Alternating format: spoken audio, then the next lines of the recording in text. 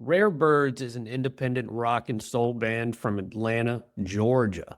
I recently had a chance to talk to Brandon Neal and Andrew Cylar from Rare Birds ATL. We sat down, had a really good conversation about the history of the band, their musical backgrounds, and their future plans for the band. You guys can find their music on all the streaming services, including Spotify, YouTube, and Apple Music.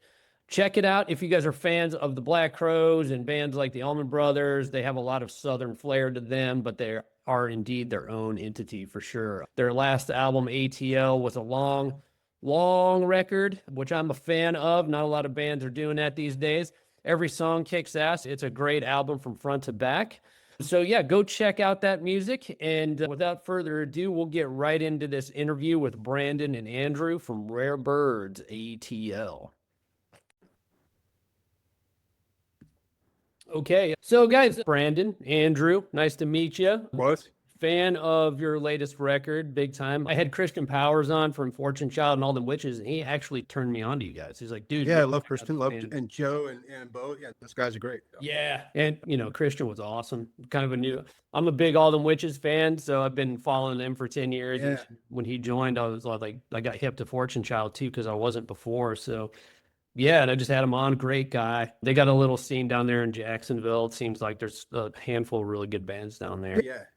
So Yeah, so I mean, the record is you guys obviously are seasoned songwriters at this point. I don't know a lot about your background, so kind of give me a little bit of each of your musical backgrounds before we get into the Rare Birds thing. I'm just kind of curious to how you guys developed. okay, cool. I'll let Brandon go first. Yeah, Sure. I can go first and talk about me. So my background, I guess I moved down to Atlanta, 2016, 2017 from Tennessee, East Tennessee, Knoxville area. Sure. So I grew up there, playing in the church, playing a lot of country, playing a lot of Southern rock. Was, makes sense. Hell yeah. And then I ended up moving down here to Atlanta and, lucked into finding Andrew and these guys, and they were doing a lot of rock and roll, a lot of the soul kind of blues stuff that I grew up with too, injected in that with kind of that gospel flair that is, just part of what I do. So it was a great match for me to jump in from there. Right on. Oh, so yeah, so I'll just kind of go recent history. Well, we had a band called 6075 that, we had been playing shows in and around Atlanta. We actually did a couple tours overseas. But we were doing, when bands go on hiatus, the last show that we did, we ended up having to get a drummer to sub. Okay. And the sub, we got a guy named Sean Thacker, a friend of ours. His name is Kent Aberlay. And Kent's the drummer for Blackberry Smoke now. But back in those days, Kent would play in like 15 bands. And so we would always kind of use Kent, when we could, like whenever we could get him to play with us. We'd have him sit in with 6875. And so when we were doing this last show, he couldn't do the show. So he recommended Sean Thacker to us. And so Sean came in and I literally, I just gave him a couple records that we had done and, just kind of gave him a set list. And man, he came in and he's an amazing drummer. He's just crushed it. He's just a great drummer. And, usually when you're in a band and you're playing your last show, it's kind of a somber, deal. But I mean, I enjoyed his playing so much that it was actually a lot of fun. So, right after that show, I ran right up to him and I asked him, if he'd be into, doing something else. And so then Sean and I got together with a friend, Justin Sanker, who I've literally known forever. He plays bass. He plays bass in Atlanta Rhythm Section. That's his day job. Oh, okay. So Nice day job. So Justin came down and was helping Sean and I kind of, get some things together. And we were just literally just running riffs. We were like, play through a couple things, try to have some parts. And then when we finally got Brandon to come down in the room, that's kind of when things started to snap into place. And, it started to sound like, hey, this is going to be something.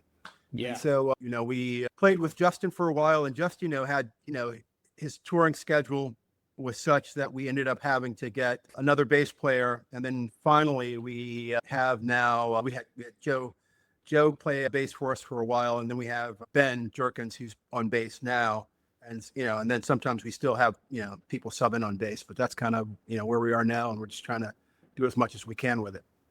Yeah. So you guys have changed members a little bit. That was one of my main questions. Yeah. Did you have the same guys or kind of intertwining? It's tough to find, Man, it is really, it's tough to find. And, people just have so much going on now. It's kind of hard to get, I remember at one point, especially in Atlanta, because there were these warehouses. There was a period in Atlanta where almost every single night there were like 4 or 5 different warehouses around the city that were all divided up into rehearsal spaces. Right. And you could go into any one of those rehearsal spaces, and like from 6 o'clock to about 2 o'clock in the morning, there'd be bands coming in and out of there and rehearsing. In fact, there was a guy named Tommy Rivers who was like he's like a local legend. He's like anybody who was into rock and roll in Atlanta used to look up to Tommy Rivers. He's also playing a band with a guy named Rick Richards. Okay. Who played in the Georgia Satellites. Oh, and Rick is another one of those guys, just, a guitar god, man. Everybody, if you ever get a chance to go see Rick Richards play guitar live, you have to do it. But Tommy used to run a rehearsal space here in Atlanta. And we actually, Suzanne and I, we had 6875. We used to split a room with a band called Bitch, and Charlie Starr was in that band. And, all right. I literally I can go down like almost each room, and if I can't remember their full name, I can tell you everybody who was, in that rehearsal space. And it was just like a different time, So bands would rehearse at least twice a week, 3 times a week, and it was just like a different vibe. And, right. And I don't know, it seems like people are more busy now, and it's hard to get people to kind of commit to doing that kind of thing anymore. Right. Yeah. So it's just different. It's tough. Yeah. I mean, we kind of go through the same thing. We're only a 3-piece. I mean, our band we've been friends since high school, and then we started, and then after high school, we all went our separate ways, did different stuff. And then, right before COVID, we decided, hey, let's write some stuff together. But yeah, we've been looking for a keyboard player, and it's become a joke at this point for us. We're like, oh yeah, we'll find one of those. Yeah. And it's almost impossible. So yeah, it's just, you got to take what you can get, I guess. You never know. The funny thing about it is, I always say, if you're looking for somebody, the people that you're probably looking for are going to be at one of your shows. Sure. Or somebody at one of your shows is going to know the person who's going to fit in well with you. So, I don't know if you guys are comfortable with looking for people on mic, but somebody's going to be in that room, digs what you guys do, and and it would fit in probably. It's not a bad idea. Okay, right before last time, be like, we're looking for a keyboardist, or we're looking for a guitar player. So talk to us. That's a good idea. Yeah, so, for sure. So tell me a little bit about the band name. I find it intriguing. It's definitely a cool name, but what's the story behind the band name? So the band that 6875, Suzanne Sledge was the singer in that band, and she and I were talking one day, and this is kind of like when the band was winding down, and we were talking about whether or not we were going to try to, raise the money to try to get back over to the UK. Right. And so we're having this conversation, and her husband Tom, and it's just like like everything else, everything that you decide that you want to do, it's not just you, it's it's you and your wife, your husband, your partner, your family. Everybody's kind of got to pull together to say, hey, this is something I want to do. Can you help me do this, or is this going to be okay to do? Mm-hmm. And we were talking about it, and we were trying to figure out if it was something that we could do. And she had said that Tom was out bird watching, looking for rare birds. And I for some reason, it just stuck in my head because I thought it was funny that a bunch of people would go out in the woods and they're looking at a bird, and a bird doesn't know that it's rare. It's looking back at a bunch of people, with thermos, with the thermos kind of just staring at them all day, everywhere they go, and they're just a bird, So, yeah. But so we just came up with the name Rare Birds and just kind of ran with that. Do birds even know that they're birds? I don't know. Oh, that's a good question. Yeah. So at the beginning of the band, did you guys have a kind of a stated goal, like a mission statement? I'm assuming you guys are lifers, just to just Yeah, listening to how good you are at songwriting. That's super kind. Well, I mean, we because we had been, Justin and Sean and I had been, kind of in the basement running through things, and I have a very specific. I would say it's my limitations. My limitations kind of lead, to where the things that I like, as far as like big Zeppelin fan, Yeah. huge Free fan, love Paul Kossoff, Hell yeah. love Paul Kossoff, Yeah. big Thin Lizzy fan, obviously. Yeah. I mean, so there are certain things that kind of inform what I would try to do, and then everybody kind of brings something different to that. Mhm. And then, so when we got, Brandon in the room, we were immediately trying to figure out, what common languages that we might have. And, Brandon grew up, his dad, is a Rolling Stones fan, listens to a lot of, a lot of the stuff that we were, I guess, inspired by. He fit right in because he knew that vernacular, he knew that language. So Yeah. it worked. Right. Yeah. Cool. Very cool. Very cool influences. I kind of figured. I hear a little bit of Tom Petty in there. That's interesting. Yeah. Nocturnal Woman of Action. That one, Yeah. I was like, oh, yeah, they got it. Yeah. They got, you could go to the Black Crows, you could go to things like that, Government Mule. But then I heard that little Tom Petty feel in there. That's too. cool. Yeah. That's a high compliment. Yeah. Not Yeah. intentional, so Yeah. all the more so. Yeah. I got a chance to see him one time, man, and it was the Black Crows actually opened, and I went to go see the Wow, Black Crows okay. because it was on their first reunion tour, Yeah. like 2005, Uh-huh. and we missed them completely. I heard the last three songs of Remedy coming over the hill. I was Yeah. like, shit. And then Tom Petty came out and played 25 songs. This was like 2.5 hours. It was like every Yeah. song was a hit. I mean, Oh. everybody in the entire place was screaming every single word. And I was like, I just feel so grateful that I got to see him, see that, because I'd never see that. Oh, man, a great band. I mean, Yeah. Mike Campbell, Steve Ferrone. I mean, just all those guys are. Was Howie in the band when you saw them? I guess because when did he pass? The bass player. I couldn't tell you. It was Okay. 2005 I saw him. So Yeah. I Okay. don't know. I'll have to go back and look that up. Yeah.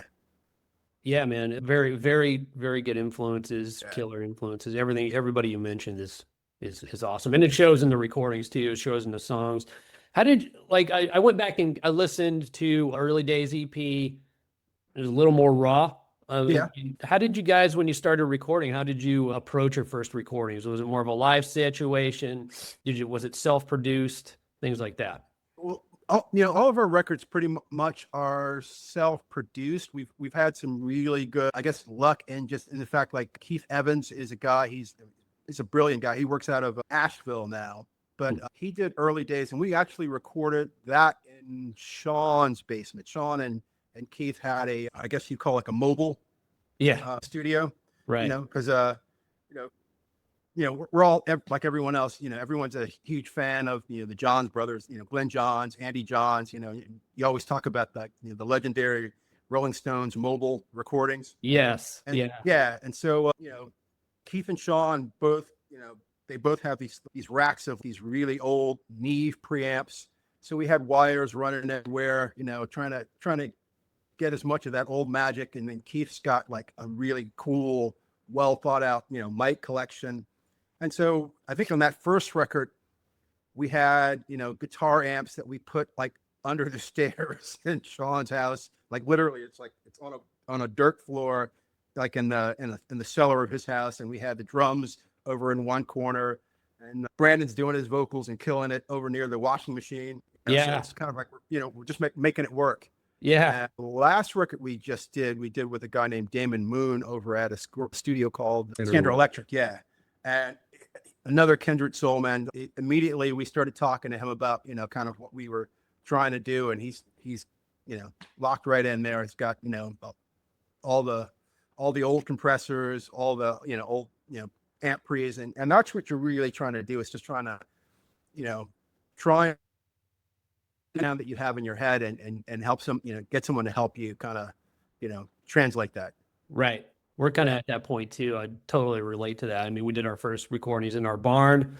Yeah. Now I think it's time. I don't know. Hopefully we'll branch out a little bit. I mean, we're working with a Seattle producer, did all the early grunge records and stuff, and he's over in Pittsburgh now, so we're developing that Wow, relationship okay. with him. It's really important to, if you can find your people in the studio realm, the technical Yeah. side of it that can really get what you're trying to do. It means the world, man. Was it done on tape? You mentioned the Neve channel. No, so all of, I think the first record we did on Logic, we did it in Logic. Oh yeah. The last record we did on Pro Tools. We also did a record with Jeff Tomei.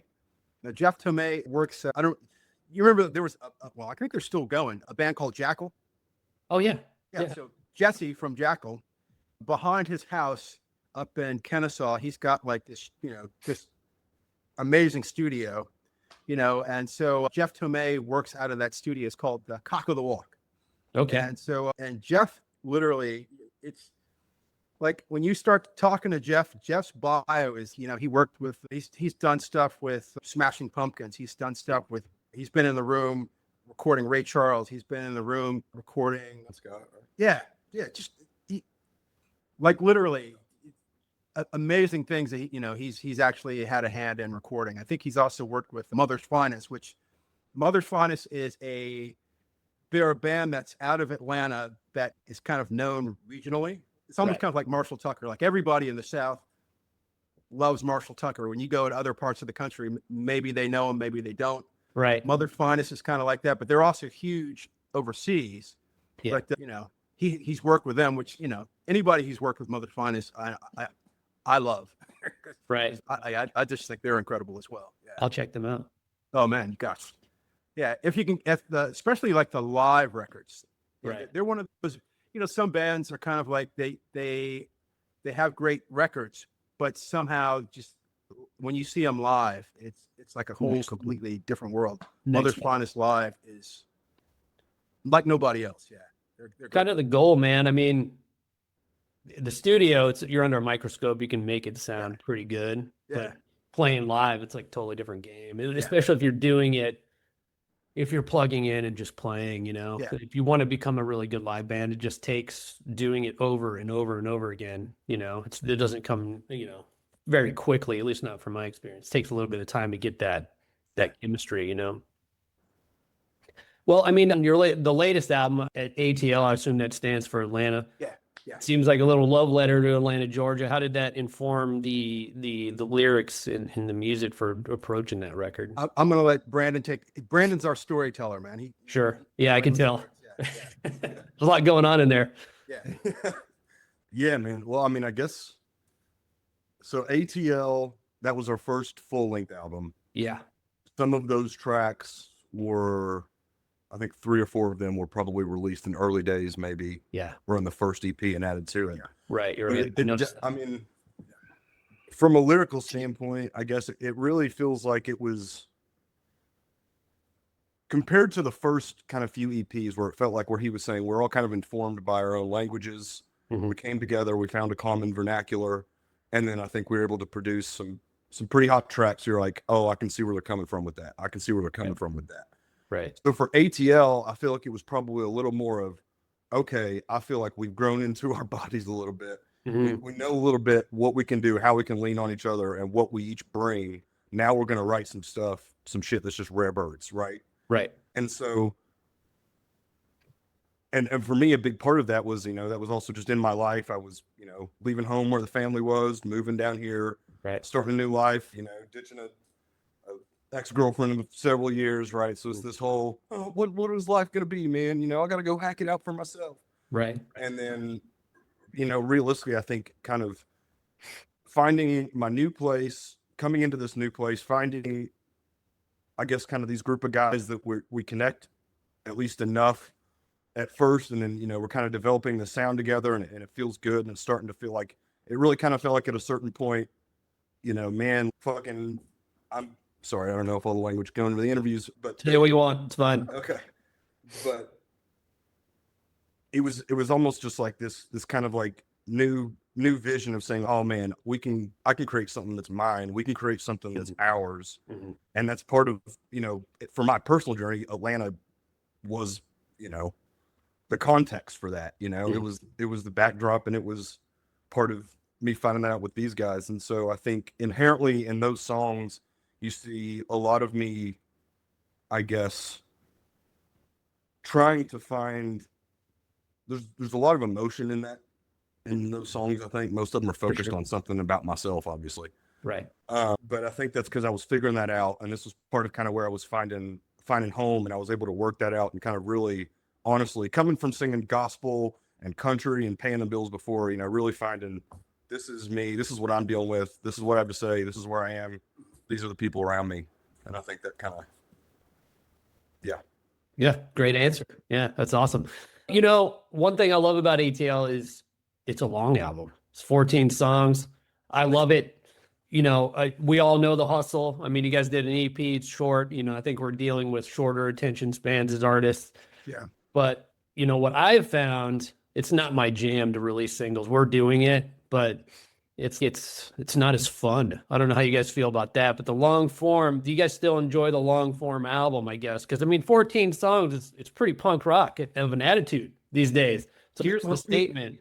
You guys can listen to the whole thing or not. You know what I mean? You know, and again, it's kind of like we're in the exact same place. In fact, we have 18 songs that we started that project with Keith down in my basement. Again, we were doing, you know, mobile recording, and then we took all those tracks and moved everything over to Standard Electric with Damon. But, you know, I think that's kind of just where everybody is now. You almost have to, you have to parse it out, because most people just don't, you know, it's like, again, there's just so much going on, like the way that people get music. Most people are going to get music on their phone. Sure. So, you know, it's not, I mean, it would be great if you were making records and you knew that, hey, I'm going to make this record, and I know everybody's going to have an hour to themselves to kind of sit down with a vinyl record and sit down and listen to it, and then get up and flip it over and listen to the other side. But, you know, the kind of people who have the time, energy, and focus to enjoy music that way are few and far between these days. So you know, most people are just, like, you know, they're getting it on their phones. So you have to be able to deliver it to them, you know, and parse it out in a way that, you know, that means something to them. You know, that's kind of where we are.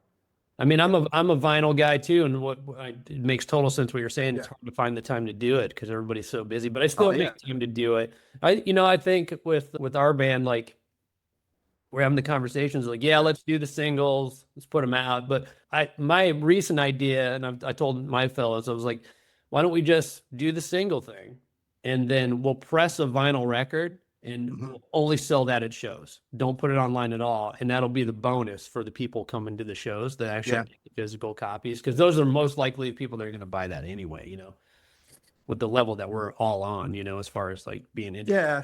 Well, and, you know, but the other thing that also makes it, you know, that sometimes you kind of have to take into consideration, because, you know, Suzanne and I used to always have this conversation about, you know, you have to make the music that's authentic to you, you know, that speaks to you. But you don't necessarily make music for the market that you're in, or the, you know, the immediate area that you're in, you know. And for 6875, you know, we would play shows in Atlanta, and, you know, we'd be lucky to have, you know, whomever in the audience. But then, you know, it seemed like those songs were getting a lot more attention, getting a lot more response from overseas. And in fact, you know, Rare Birds, in fact, you know, it's kind of like this, it's kind of like the same network, you know, when we were, especially on the ATL record, you know, we were getting people playing that record over in Germany. We had DJs in Scotland that were playing the record for us. We had a guy named Ali Lee, who we love. In fact, he used to have a show called Roots Rock Riot. And that was kind of like out of the, you know, the Midlands. And he was playing the record, a guy named Peter Anthony.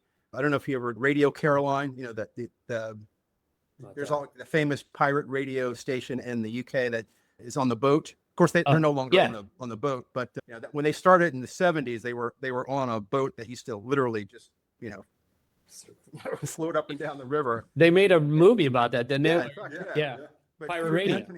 Peter Anthony's one of the DJs that's still there at Radio Caroline, and you know, he picked up Rare Birds, and in fact, he did like a whole spotlight on us. So it was, so I guess, my point also too is sometimes,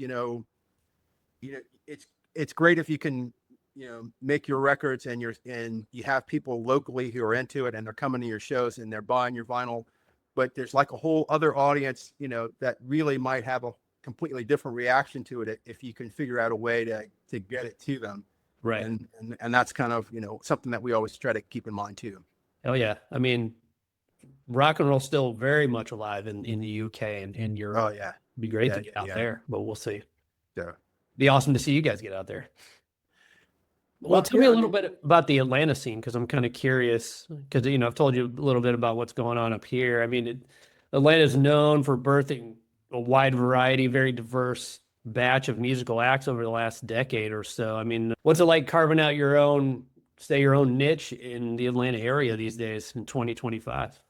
Yeah, I think for every band, that's still, it's a struggle, but it's a good struggle. And there are a lot of bands that we really like, there's Warfather, there's Bad Spell, there's the Ides of June, there's the Warsaw Clinic, there's a band called the Pinks. I mean, I can literally run through about, 15 or 20 bands that I really think are great.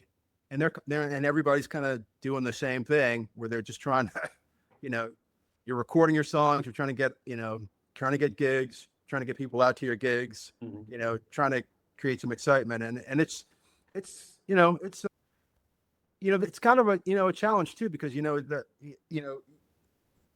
Atlanta is lucky in the sense that we've got some really good venues here, but the venues have the same challenge too, where, you're trying to get, I don't want to say people trained, but you're trying to get people to sit in a room with guitars and, live drums and bass when maybe typically they're not used to listening to music that way. Right. So that's the other thing too, is, just trying to, hey, this is what a live band sounds like, and, come and see this live band, drink enough, so they keep, the bar stays open and, and that's kind of what everybody's, trying to do, is try to get people out to shows, get them excited and, do things. Yeah. It does lead to a lot of cool, like almost genre agnostic bills though. Right. As far as if you're making guitar music and you're rocking, like there's a good chance you'll just be teamed up with some folks that are making good guitar music that rocks. And I could have a country band, I could have a metal band, a punk band, whatever. And so at least some pretty cool bills. Yeah. That's how we are up here too. Cleveland's popping right now. There's a ton of music venues. There's several new music venues. I just went to an opening of one last night called Globe Iron. It's a big room. It's probably 1,000 people. It's really nice. But our buddy's band was a heavy metal band, and I was walking away from that show going, man, we should play with them. They're totally different than us, but like you said, Brandon, like having those really diverse lineups, I think would work in today's, age, because there's not a lot of bands that sound like us in this area. It's either heavy or it's like super alternative. Yeah. It's like just what we're going to be dealing with anyway. So screw it. Let's just go. As long as they're good, as long as they're hustling, as long as they're making things happen, then it doesn't matter. You're completely right. It's guitar driven. It can be a little diverse. I like shows like that. I don't want bands sound all one the same. What's funny, if you ever get a chance, like Bill Graham back in the day in San Francisco, like if you ever look at some of those, those Winterland like bills that they had, and it would have Led Zeppelin would be on the bill. It might be Buddy Guy, and it might be, Santana. It might be, it would be like a really, like you have Cannonball Adderley with, Grateful Dead, it would just be like, I think people were a lot, I don't want to say more open, but they didn't necessarily have to stick to a specific genre to get people in the door. It's just like people kind of came and they were open to whatever they heard.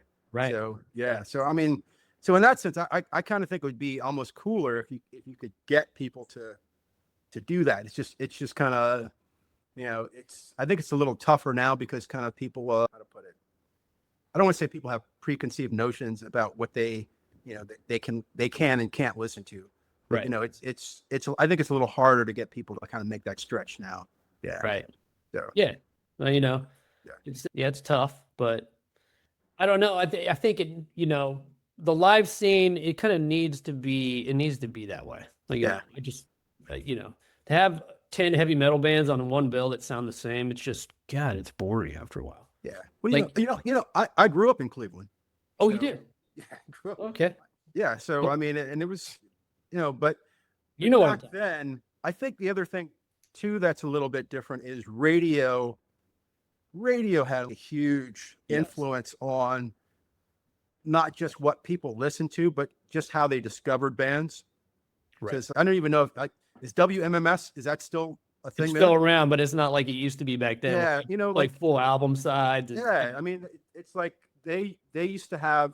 They would actually either have shows or they would have like different programs, especially like late at night. Yeah.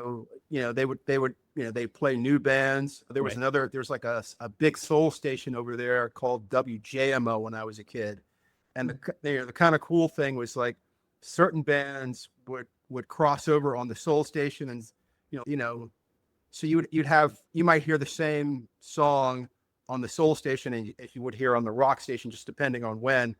And I just thought at that period of time, I thought Cleveland was just, man, a great place to be to listen to music, because there was so much stuff coming out, and everybody with touring would come through Cleveland as well too. So Yeah, there's a rich history here, which I'm Yeah. sure. Where remember the coffee break concerts? They brought that back in the 90s. oh yeah, 70s thing, and they brought it back in the 90s, and we would go to them. It'd be like a free show. They'd announce it in the morning. It'd be whatever, Typo Negative playing at the Odeon. And it was like, Yeah. oh, cool. I'm not going to work. I'm Yeah. going to go to this Typo Negative show for free. I wish they would do things like that. I think you could build those traditions, and I've been trying to do it with trying to buddy up with some, booking agents and bar owners and stuff. Like, we should do matinee shows on a Sunday at 4. It's going to take time to develop it, to get the crowd out. That's how they did it back then. It wasn't instantaneous usually.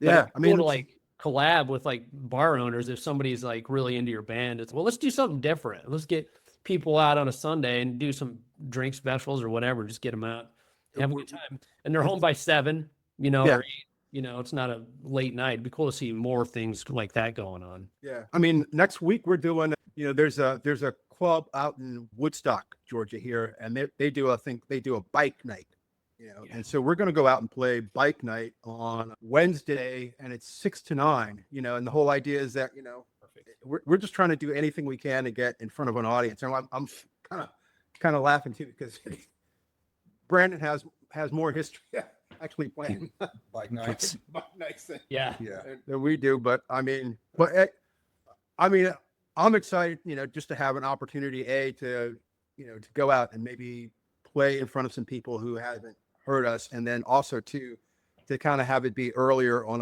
a weekday night, so maybe people can come out and Right. they'll crawl home and make it a time. Especially all of us old rock and rollers like me. I got to be up at 4 a.m. I was like, I want to come out, guys, but I'm not waiting until 11. Yeah. Yeah.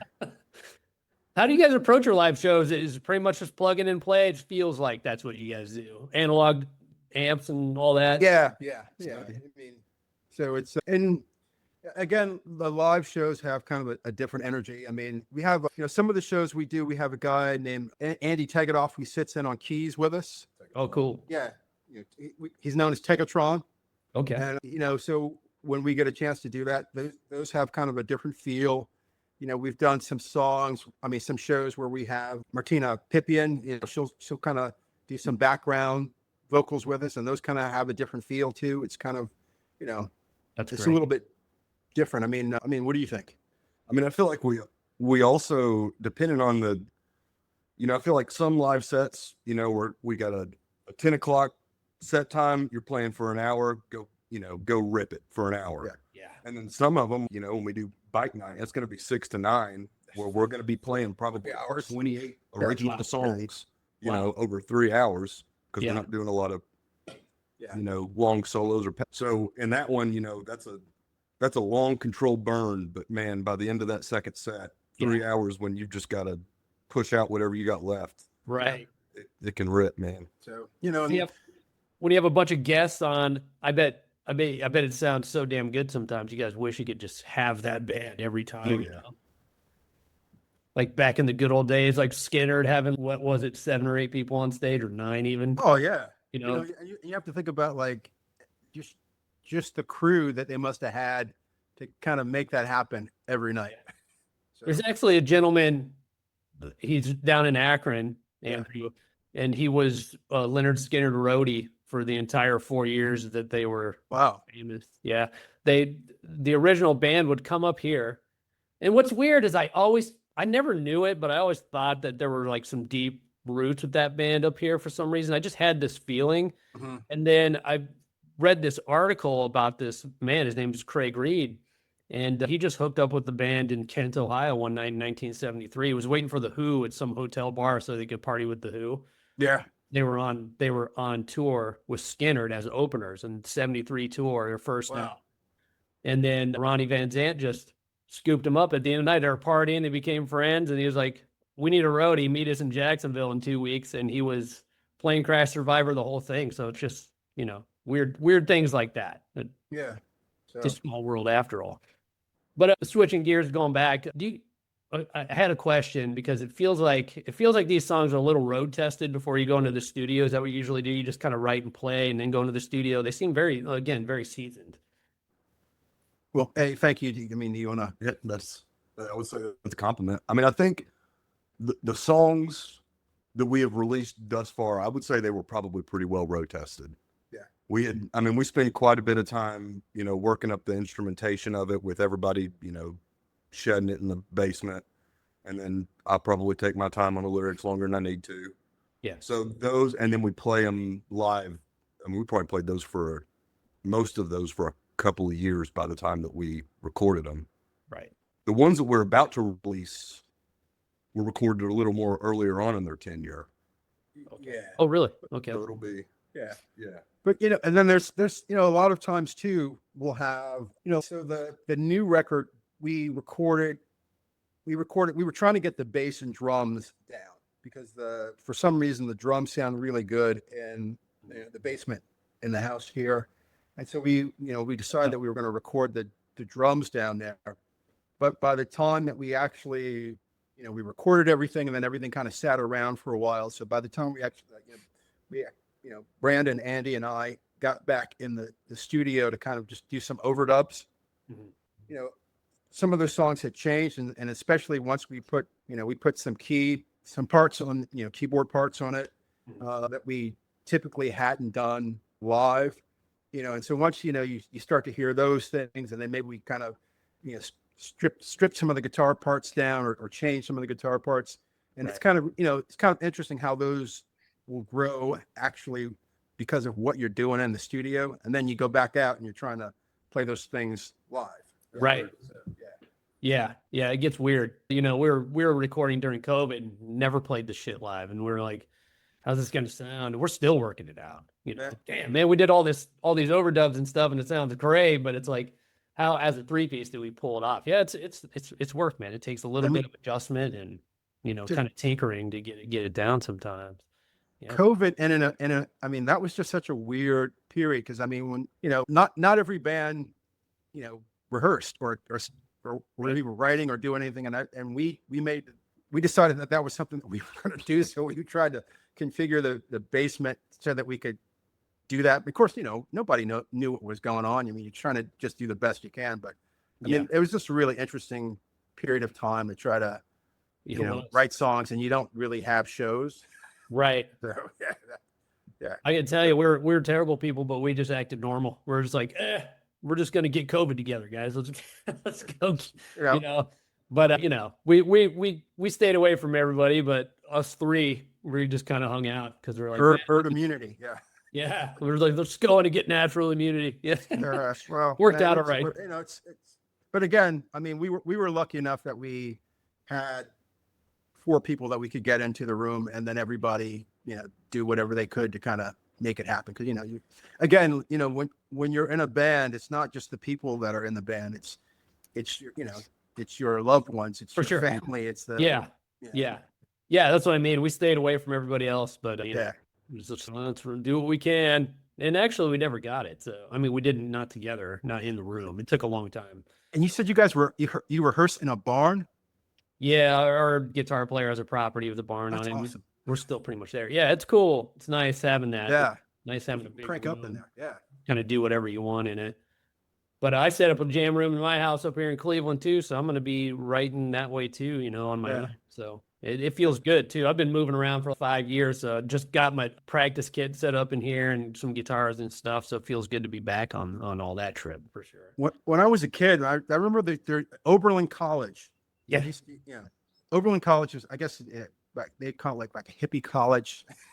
Pretty much. So, yeah. So, but they would have these amazing parties. And I remember there was like a party we went down to. It wasn't actually at the college.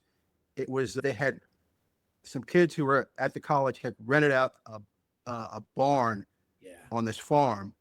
And they just put like a stage up there, and it was pretty incredible to go down there and just kind of standing in a field listening to all this music blasting out of a barn. Well, not to talk too much about COVID, but I mean, during that time, like it was stretching on and on and on. And are we ever going to be able to do this again? So we were like talking about doing just that exact thing. It's like, yeah, we'll make it happen if we have to. It'll be out in a field on a flatbed trailer with a PA or whatever. We were talking about trying to do that kind of stuff. Luckily, we didn't have to, but that's kind of the spirit of rock and roll, man. I wish I could see more house shows and things like that. Those are fun. Yeah. So you guys have new music. What are your plans for that new music? Are you going to do another long form record? I know you said you're going to do some singles. Obviously, we got to do that, but are you going to do a long form record with physical vinyl down the road? I know it can be. Yeah, that's the goal. I mean, we're going to start with a string of singles. Hopefully, we'll have the first one out this month, and of course, the goal is to have something that we drop every month, and then hopefully by the end of the summer we will have gotten everything. Because the other thing too is, I think with this record, just the mastering, because when you master a record, you master it differently if you're going to do it as a digital release. You master it a little bit differently if you're going to do it as a vinyl release. That's right. Yeah. So so we're hoping that we can kind of, and the other thing too is on the vinyl, like we've actually got 18 songs that we have in the can recorded. So yeah, you said that. Yeah. We're going to be stringing those out, and then we'll kind of have to figure out at some point which of those songs we think work together as a package or tell a story.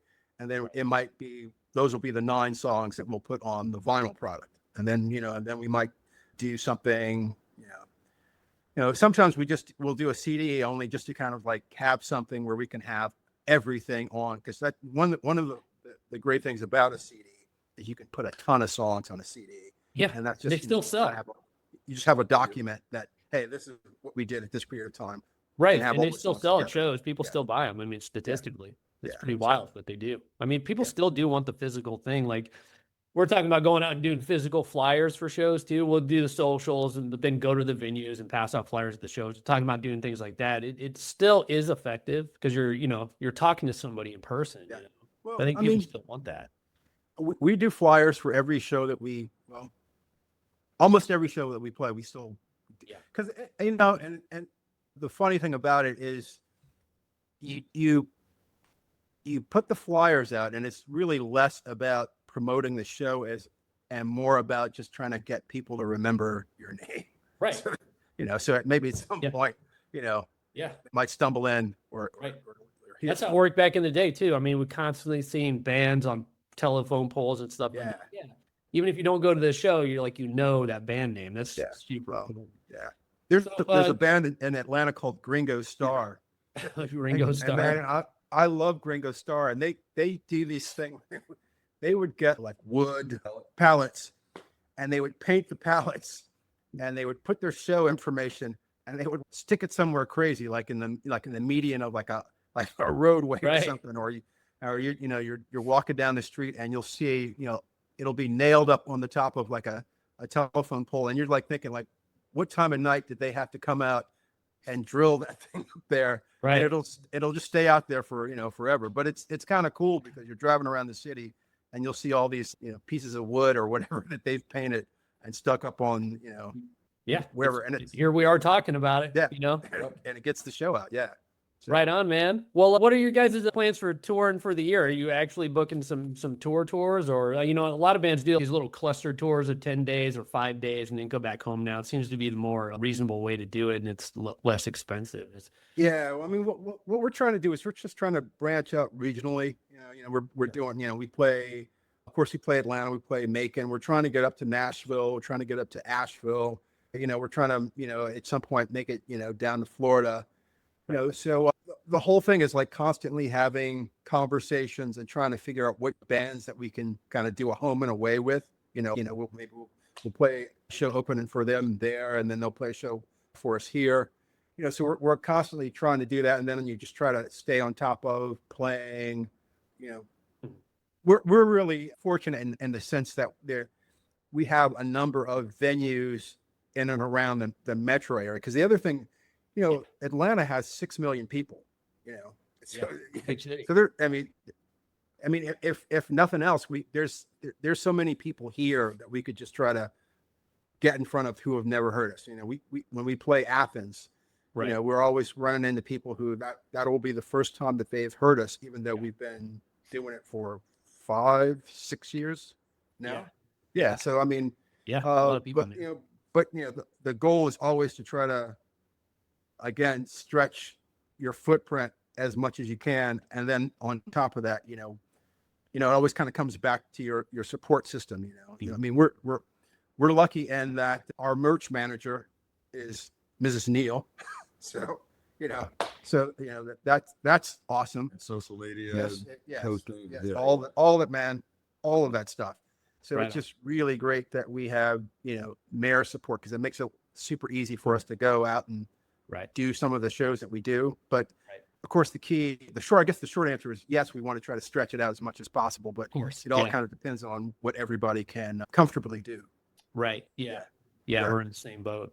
Well, I mean, it's what we're doing here, man. Building community, building friendships, and maybe we can all come together someday. I know it's a far drive. I'm trying to talk my guys into. It's 13 hours, man. I've done it a million times. Yeah. Well. Yeah, well, where can everybody find Rare Birds at? All your music, tour dates, and all that social media? All of our music is, of course, on Bandcamp. It's all on Spotify. It's all on Deezer. It's on every single Amazon. Yeah. All the streaming. Yeah. All the streaming. But Bandcamp is where, I mean, I think we try to make sure that we have everything that we've done on Bandcamp. And so it's easier to find there. Rare Birds ATL specifically. Yeah, because there's actually a couple of different Rare Birds, we found out. Yeah. So that's why we always go Rare Birds ATL. Yeah. So the band is called Rare Birds ATL. Yes. Okay. In terms of to the larger world and locally in Atlanta, of course, everybody just says Rare Birds. Okay. Because we're in Atlanta.